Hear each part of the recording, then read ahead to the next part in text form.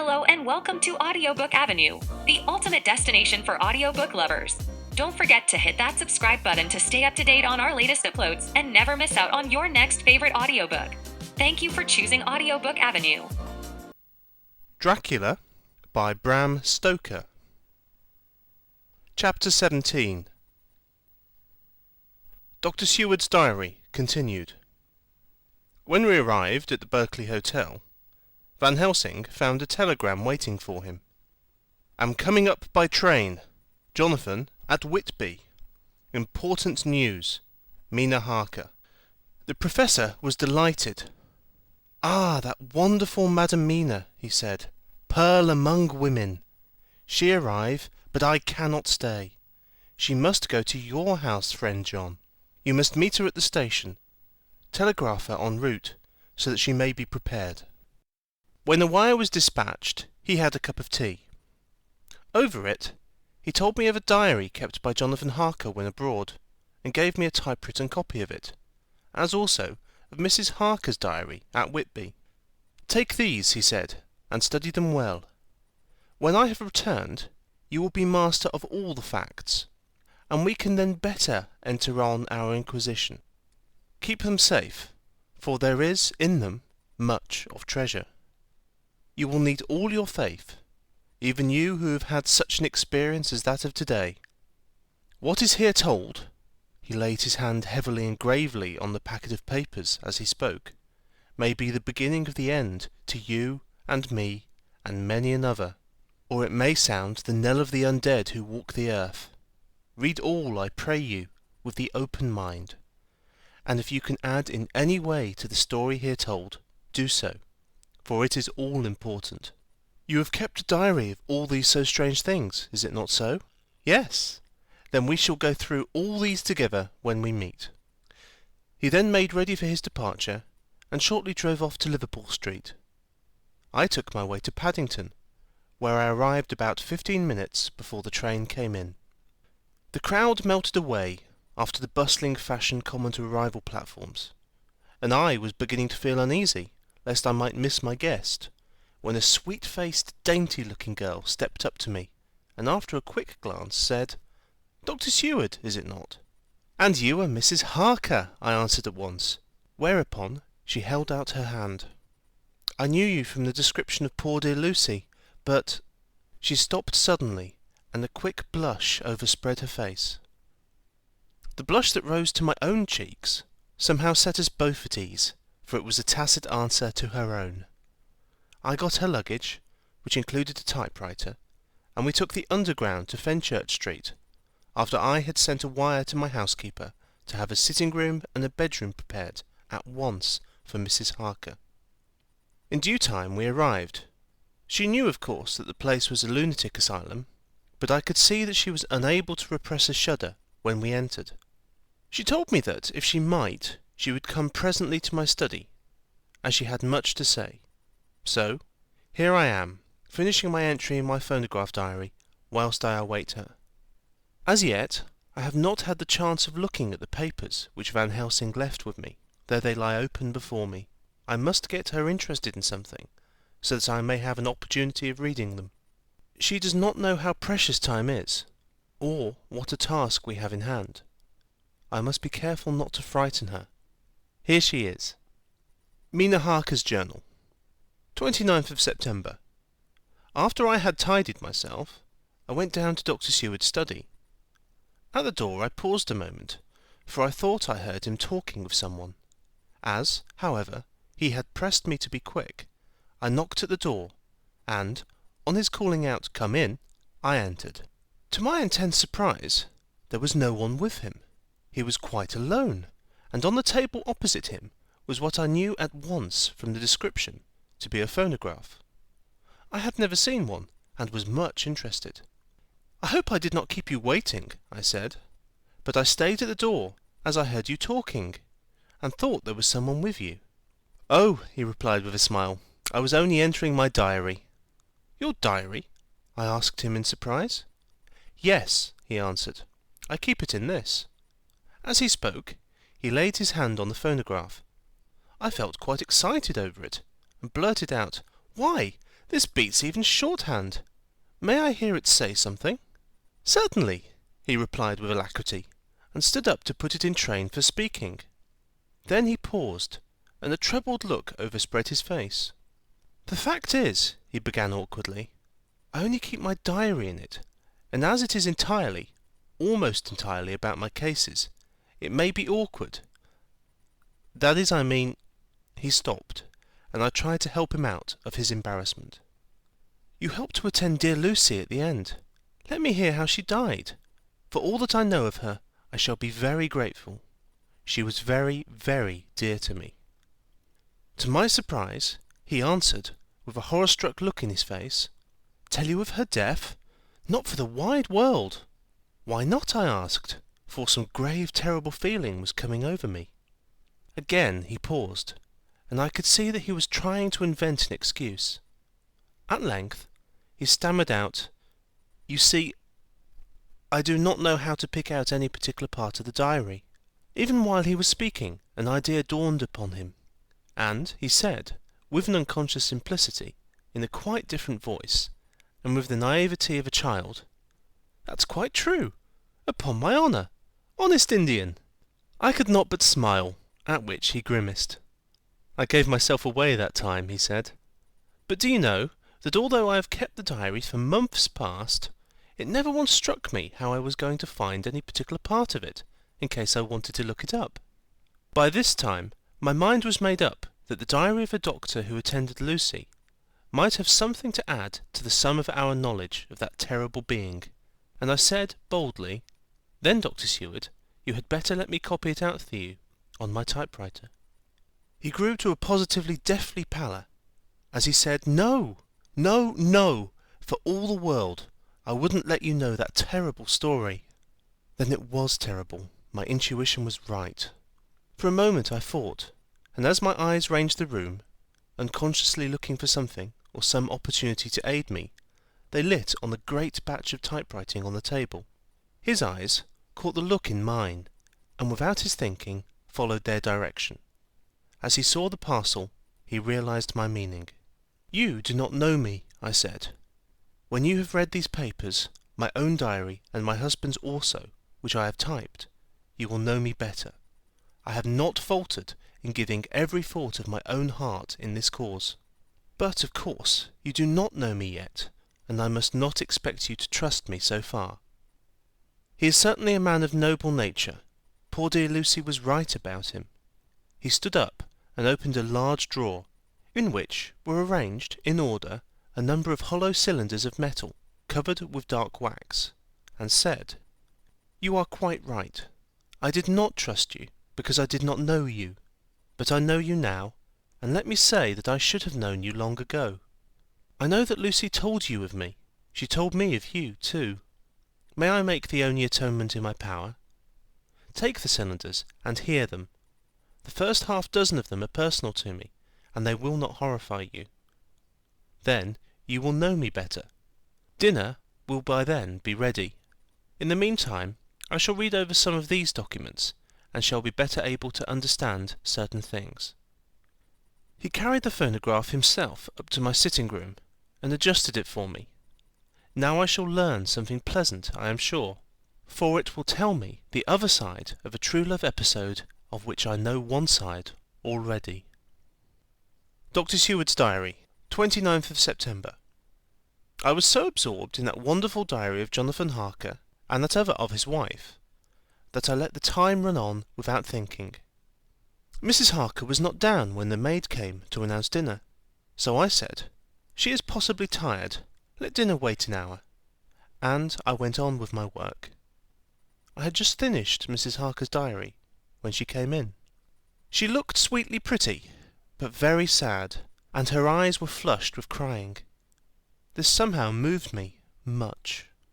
Of late I have had cause for tears, God knows, but the relief of them was denied me, and now the sight of those sweet eyes, brightened by recent tears, went straight to my heart. So I said as gently as I could, "I greatly fear I have distressed you." "Oh no, not distressed me," she replied, "but I have been more touched than I can say by your grief. That is a wonderful machine. but it is cruelly true. It told me, in its very tones, the anguish of your heart. It was like a soul crying out to Almighty God. No one must hear them spoken ever again. See, I have tried to be useful. I have copied out the words on my typewriter, and none other need now hear your heartbeat as I did. No one need ever know, shall ever know, I said in a low voice. She laid her hand on mine and said, very gravely, "Ah, but they must." Must? But why? I asked. Because it is a part of the terrible story, a part of poor Lucy's death and all that led to it. Because, in the struggle which we have before us to rid the earth of this terrible monster, we must have all the knowledge and all the help which we can get. I think that the cylinders which you gave me contained more than you intended me to know. But I can see that there are, in your record, many lights to this dark mystery. You will let me help, will you not? I know all up to a certain point, and I see already, though your diary only took me to the 7th of September, how poor Lucy was beset, and how her terrible doom was being wrought out. Jonathan and I have been working day and night since Professor Van Helsing saw us. He has gone to Whitby to get more information, and he will be here tomorrow to help us. We need to have no secrets amongst us. Working together, and with absolute trust, we can surely be stronger than if some of us were in the dark. She looked at me so appealingly, and at the same time manifested such courage and resolution in her bearing, that I gave in at once to her wishes. "You shall," I said, "do as you like in the matter. God forgive me if I do wrong. There are terrible things yet to learn of, but if you have so far travelled on the road to poor Lucy's death, you will not be content, I know, to remain in the dark. Nay, the end, the very end, may give you a gleam of peace. Come, there is dinner. We must keep one another strong for what is before us. We have a cruel and dreadful task. When you have eaten, you shall learn the rest, and I shall answer any questions you ask, if there be anything which you do not understand, though it was apparent to us who were present." Mina Harker's Journal, 29th of September. After dinner, I came with Dr. Seward to his study. He brought back the phonograph from my room, and I took a chair and arranged the phonograph so that I could touch it without getting up, and showed me how to stop it in case I should want to pause. Then he very thoughtfully took a chair, with his back to me, so that I might be as free as possible, and began to read.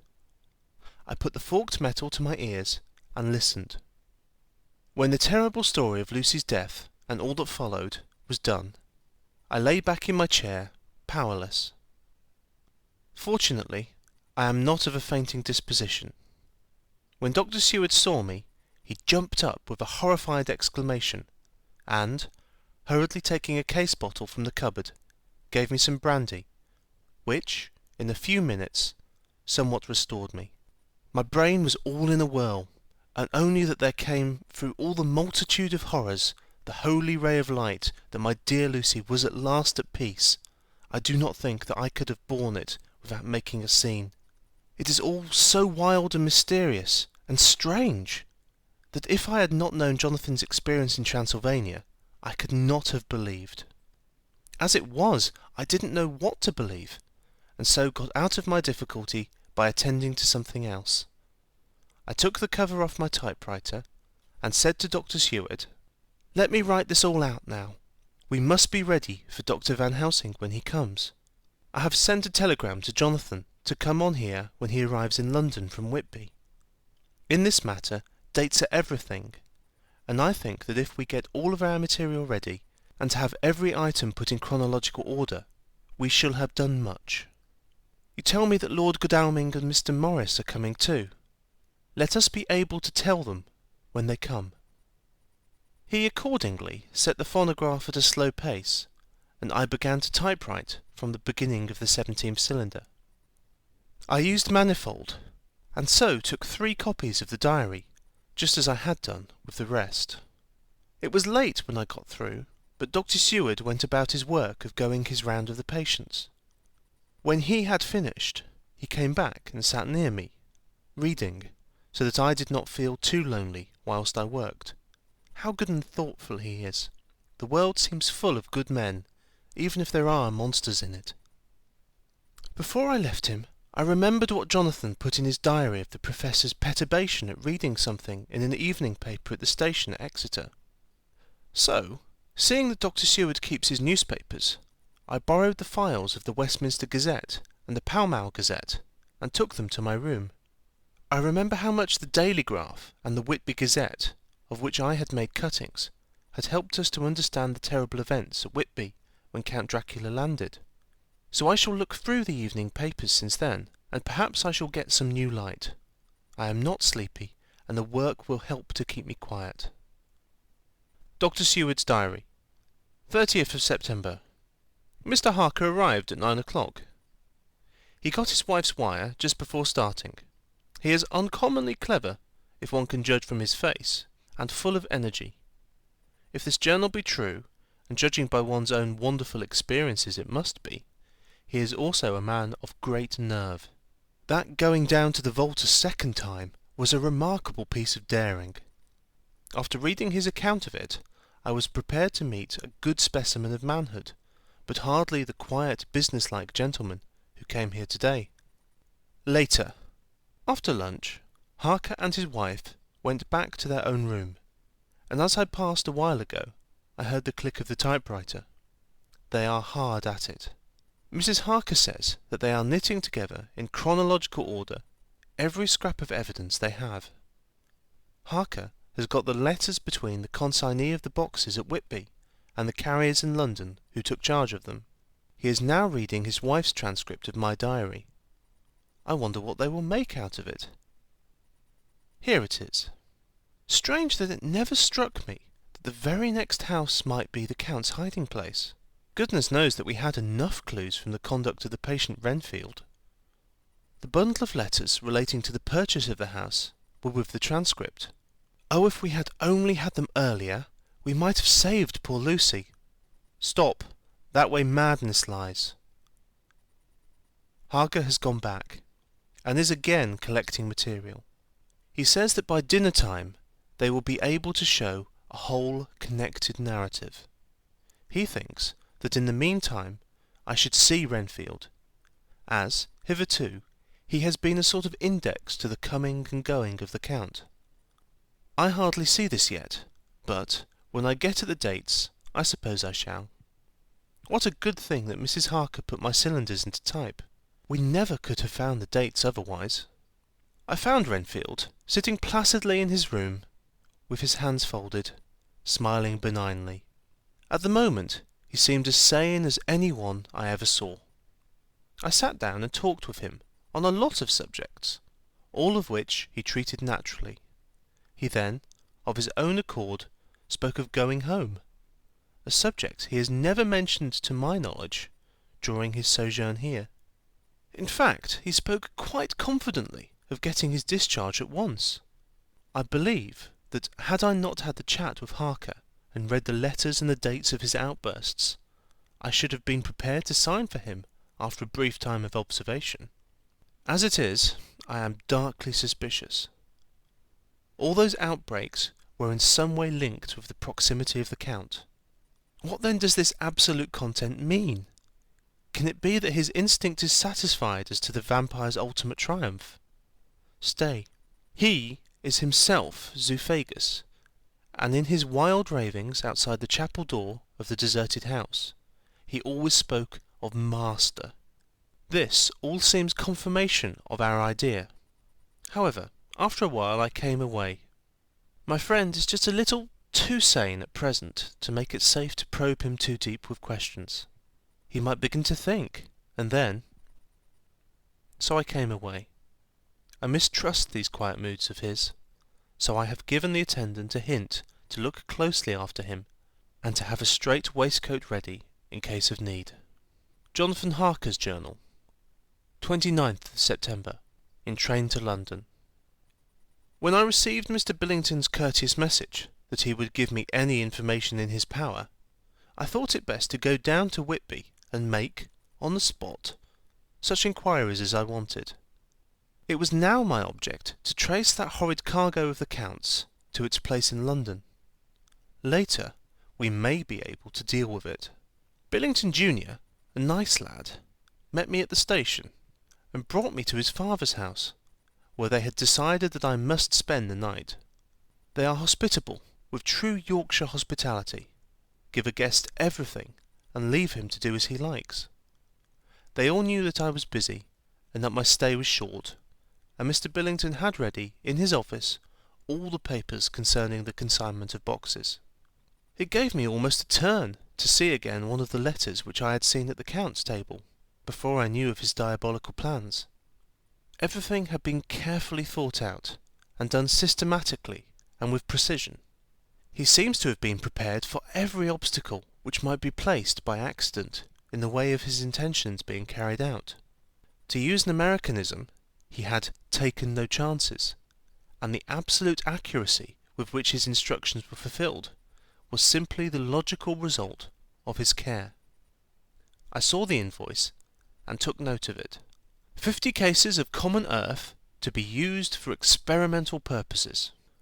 Also, the copy of the letter to Carter Paterson, and their reply. Of both these I got copies. This was all the information Mr. Billington could give me, so I went down to the port and saw the coastguards, the customs officers, and the harbour master, who, kindly, put me in communication with the men who had actually received the boxes. Their tally was exact with the list, and they had nothing to add to the simple description, 50 cases of common earth, except that the boxes were main and mortal heavy, and that shifting them was dry work. One of them added that it was hard lines that there wasn't any gentleman such like as like yourself, squire, to show some sort of appreciation of their efforts in a liquid form. Another put in a rider that the first then generated was such that even the time which had elapsed had not completely allayed it. Needless to add, I took care before leaving to lift, forever and adequately, this source of reproach. 30th of September. The station master was good enough to give me a line to his old companion, the station master at King's Cross, so that when I arrived there in the morning, I was able to ask him about the arrival of the boxes. He, too, put me at once in communication with the proper officials, and I saw that their tally was correct with the original invoice. The opportunities of acquiring an abnormal first had been, here, limited. A noble use of them had, however, been made, and again I was compelled to deal with the result in ex post facto manner. From thence I went to Carter Paterson's central office, where I met with the utmost courtesy. They looked up the transaction in their day book and letter book, and at once telephoned to their King's Cross office for more details. By good fortune, the men who did the teaming were waiting for work, and the official at once sent them over, sending also, by one of them, the way-bill, and all the papers connected with the delivery of the boxes at Carfax. Here again I found the tally agreeing exactly. The carrier's men were able to supplement the paucity of the written words with a few more details. These were, I shortly found, connected almost solely with the dusty nature of the job, and the consequent thirst engendered in the operators. On my affording an opportunity, through the medium of the currency of the realm, of the allaying at a later period this beneficial evil, one of the men remarked, "That 'ere house, governor, is the rummiest I ever was in. Blimey, but it ain't been touched since 100 years. There was just that thick in the place that you might have slept on it without hurting of your bones. And the place was that neglected that you might have smelt old Jerusalem in it. But the old chapel, that took the sight, that did. Me and my mate, we thought we wouldn't never get out quick enough. Lor, I wouldn't take less nor a quid a moment to stay there arter dark." Having been in the house, I could well believe him, but if he knew what I know, he would, I think, have raised his terms. Of one thing I am now satisfied, that all those boxes which arrived at Whitby from Varna in the Demeter were safely deposited in the old chapel at Carfax. There should be 50 of them there, unless any have since been removed, as from Dr. Seward's diary I fear. Later, Mina and I have worked all day, and we have put all the papers into order. Mina Harker's Journal, 30th of September. I am so glad that I hardly know how to contain myself. It is, I suppose, the reaction from the haunting fear which I have had, that this terrible affair and the reopening of his old wound might act detrimentally on Jonathan. I saw him leave for Whitby with as brave a face as could, but I was sick with apprehension. The effort has, however, done him good. He was never so resolute, never so strong, never so full of volcanic energy as at present. It is just as that good dear Professor Van Helsing said, he is true grit, and he improves under strain that would kill a weaker nature. He came back full of life, and hope, and determination. We have got everything in order for tonight. I feel myself quite wild with excitement. I suppose one ought to pity anything so hunted as the Count. That is just it. This thing is not human, not even a beast. To read Dr. Seward's diary of poor Lucy's death, and what followed, is enough to dry up the springs of pity in one's heart. Later, Lord Godalming and Mr. Morris arrived earlier than we expected. Dr. Seward was out on business, and had taken Jonathan with him, so I had to see them. It was to me a painful meeting, for it brought back all poor dear Lucy's hopes of only a few months ago. Of course, they had heard Lucy speak of me, and it seemed that Dr. Van Helsing, too, had been quite blowing my trumpet, as Mr. Morris expressed it. Poor fellows, neither of them is aware that I know all about the proposals they made to Lucy. They did not quite know what to say or do, as they were ignorant of the amount of my knowledge, so they had to keep on neutral subjects. However, I thought the matter over, and came to the conclusion that the best thing I could do would be to post them on affairs right up to date. I knew from Dr. Seward's diary that they had been at Lucy's death, her real death, and that I need not fear to betray any secret before the time. So I told them, as well as I could, that I had read all the papers and diaries, and that my husband and I, having typewritten them, had just finished putting them into order. I gave them each a copy to read in the library. When Lord Godalming got it and turned it over, it does make a pretty good pile. He said, "Did you write all this, Mrs. Harker?" I nodded, and he went on, "I don't quite see the drift of it, but you people are all so good and kind, and have been working so earnestly and so energetically, that all I can do is to accept your ideas blindfold and try to help you. I have had one lesson already in accepting facts that should make a man humble to the last hour of his life. Besides, I know you loved my Lucy." Here he turned away and covered his face with his hands. I could hear the tears in his voice. Mr. Morris, with instinctive delicacy, just laid a hand for a moment on his shoulder, and then walked quietly out of the room. I suppose there is something in a woman's nature that makes a man free to break down before her and express his feelings on the tender or emotional side, without feeling it derogatory to his manhood. For, when Lord Godalming found himself alone with me, he sat down on the sofa and gave way utterly and openly. I sat down beside him and took his hand. I hope he didn't think it forward of me, and that if he ever thinks of it afterwards, he will never have such a thought. There I wrong him. I know he never will. He is too true a gentleman. I said to him, for I could see that his heart was breaking, "I loved dear Lucy, and I know what she was to you, and what you were to her. She and I were like sisters, and now she is gone. Will you not let me be like a sister to you in your trouble? I know what sorrows you have had, though I cannot measure the depth of them. If sympathy and pity can help in your affliction, won't you let me be of some little service for Lucy's sake?" In an instant the poor dear fellow was overwhelmed with grief. It seemed to me that all that he had of late been suffering in silence found a vent at once. He grew quite hysterical, and, raising his open hands, beat his palms together in a perfect agony of grief. He stood up, and then sat down again, and the tears rained down his cheeks. I felt an infinite pity for him, and opened my arms unthinkingly. With a sob, he laid his head on my shoulder, and cried like a wearied child, whilst he shook with emotion. We women have something of the mother in us that makes us rise above smaller matters when the mother spirit is invoked. I felt this big sorrowing man's head resting on me, as though it were that of a baby that some day may lie on my bosom, and I stroked his hair as though he were my own child. I never thought at the time how strange it all was. After a little bit, his sobs ceased, and he raised himself with an apology, though he made no disguise of his emotion. He told me that for days and nights past, weary days and sleepless nights, he had been unable to speak with any one as a man must speak in his time of sorrow.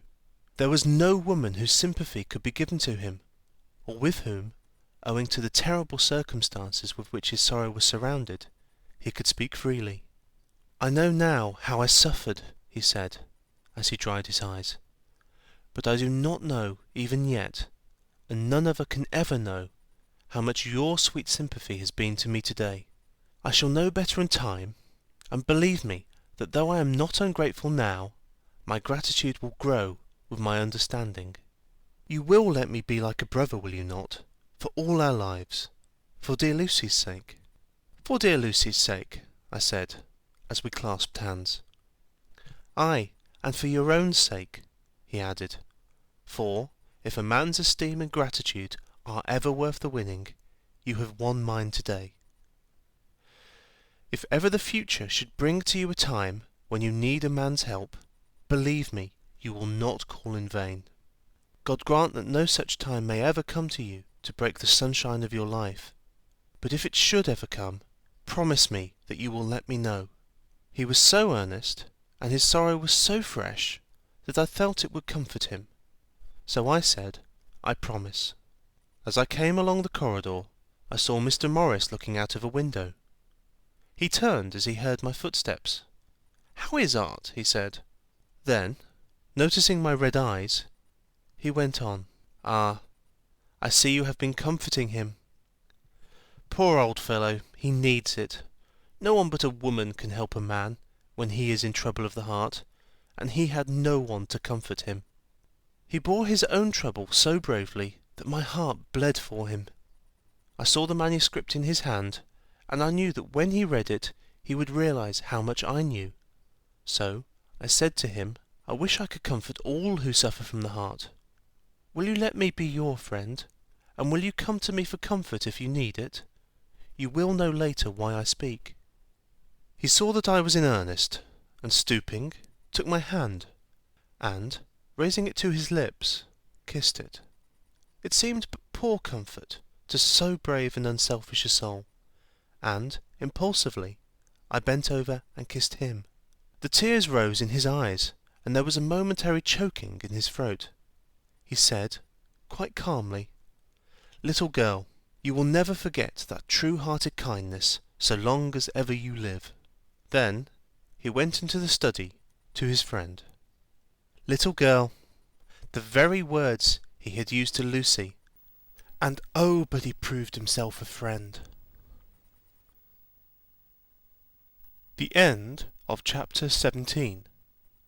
Thank you for listening to the audiobook on at Audiobook Avenue. Don't forget to subscribe to the channel to stay up to date on new releases.